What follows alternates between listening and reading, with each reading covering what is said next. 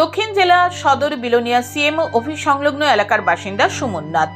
পেশায় কাঠমিস্ত্রি সুমনের ছোট্ট শিশু একমাত্র সন্তান নেহান। বয়স সবে মাত্র 3 বছর। এদিক ওদিক ছোটাছুটি করে দিন অতিবাহিত করা নেহান 3 নভেম্বর পর্যন্ত স্বাভাবিক ছিল। আচমকা বিপত্তি বাঁধে 4 তারিখ থেকে। পরিবারের লোকজন জানান তার শরীরে কাঁপুনি আসে, এরপর থেকে কথা বলা বন্ধ হয়ে যায়। প্রথমে বিলোনিয়ার পর শান্তির বাজার হয়ে জীবিতে নিয়ে আসেন মা বাবা। 1 মাস জীবিতে চিকিৎসাধীন থাকার পরও কোনো উন্নতি হয়নি।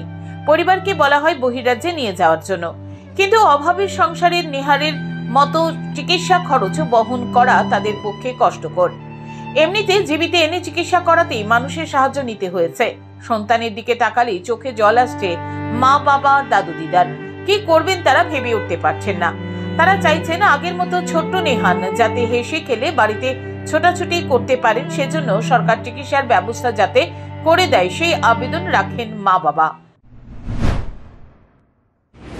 কিছুই নাই যে তার চিকিৎসাটা করাম, এখন চাইতেছি কিভাবে তার চিকিৎসাটা করাম। এখন যদি সাহায্যটা পেতাম কিছুটা, তাহলে আমার ছেলে চিকিৎসা করে আবার পুনরায় আমার বুকে নিয়ে আনতাম। আপনি কি করেন এমনিতে পেশাগত? আমি কাঠমিস্ত্রির কাজ করি। এদিকে জানা গেছে বৃহস্পতিবার সরকারের তরফে ফের জীবিতে আনা হয়েছে নেহানকে। তা কি হয়েছে তা পরীক্ষা নিরীক্ষা করে বের করতে। এখন দেখার সরকার পাশে দাঁড়িয়ে ছোট্ট শিশুটি ও পরিবারের সদস্যদের মুখে হাসি ফোটাতে পারে কিনা।